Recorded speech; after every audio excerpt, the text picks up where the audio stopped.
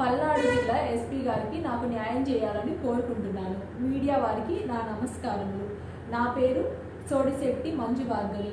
మాది చిలకలూరుపేట నియోజకవర్గం, నాదెండ్ల మండలం, ఇర్లపాడు గ్రామం. నేను చదువుకోవడం కోసం మా నాన్నమ్మ గారి ఊరైన అద్దెకి వెళ్ళాను.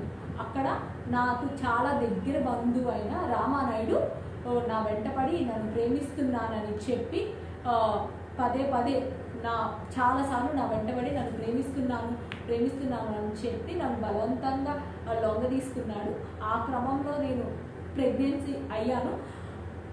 ఇతను అద్దెంకిలో విశ్వభారతి కాలేజ్ డైరెక్టర్గా పనిచేస్తున్నాడు ఆ సమయంలో. అయితే ఈ టైంలో తనకి వేరే మ్యారేజ్ కుదిరింది. తన ఆస్తి కోసం, ఎక్కువ కట్నం ఆస్తి కోసం వేరే అమ్మాయిని చేసుకోబోతుండగా నాకు అది తెలిసి నేను 8/2/2022లో నష్టపేట దిశ పోలీస్ స్టేషన్లో కంప్లైంట్ ఇచ్చాను. ఆ కంప్లైంట్ మేరకు నష్టపేట పోలీస్ వారు నాతో పాటు ఒక లేడీ కానిస్టేబుల్ని, జెంట్ కానిస్టేబుల్ని ఇచ్చి నష్టపేట పంపించారు. ఆ తర్వాత మళ్ళీ నాకు ఇంకొక రోజు టైం ఇచ్చారు. మళ్ళీ 9వ తారీఖు మా అత్తయ్య అయినా, మా అమ్మమ్మ అత్తయ్య అయినా సోడిశెట్టి వెంకట సుబ్బమ్మ, మేకల్ నరేంద్ర, ధర్మవరపు దుర్గాప్రసాద్ మరియు చాలామంది పెద్దవాళ్ళు, ఒక 100 మంది పైగా ఉన్నారు. అందరు వచ్చి నన్ను, అటు కూడా ఆడపిల్ల ఉంది, నువ్వు ఒక ఆడపిల్లవి, ఆ అమ్మాయి సూసైడ్ చేసుకుంటాను అంటుంది, కాబట్టి నువ్వు చిన్న మావయ్యని చేసుకో, తను పెద్ద మావయ్యని చేసుకుంటుంది అని అందరూ బలవంతంగా ఒప్పించారు. అయినా నేను ఒప్పుకోలేదు. చాలా చాలా బలవంతంగా ఒప్పించారు. అలా ఆ టైంలో 19/2/2022లో నాకు మల్లవరం డ్యామ్ పెళ్లి జరిగింది. మా చిన్న మావయ్య అయిన సోడిశెట్టి కామేశ్వరరావుతో పెళ్లి జరిగినాక 3 రోజులు మేము మా ఇంట్లో ఉన్నాం.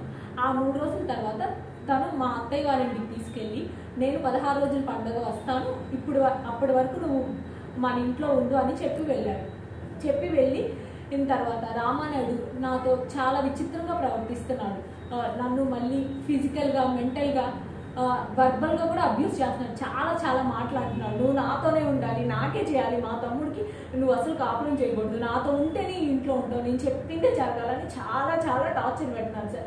అది నేను మా ఆయనకి చెప్తే, చాలాసార్లు ఫోన్ చేస్తే మా ఆయన నువ్వు మా ఇంటి పరువు తీసావు, కేసు పెట్టావు, నీకు ఇది ఇలానే జరగాలి, మా అన్ననేమన్నా అంటే నువ్వు ఊరుకోను అని ఇలా ఒక 20 రోజుల వరకు ఇంతే టార్చర్ జరిగింది. ఇంకా నేను భరించలేక మా అమ్మ వాళ్ళని పిలిపించి నేను మా పుట్టింటికి వెళ్ళిపోయాను. తరువాత ఇంకా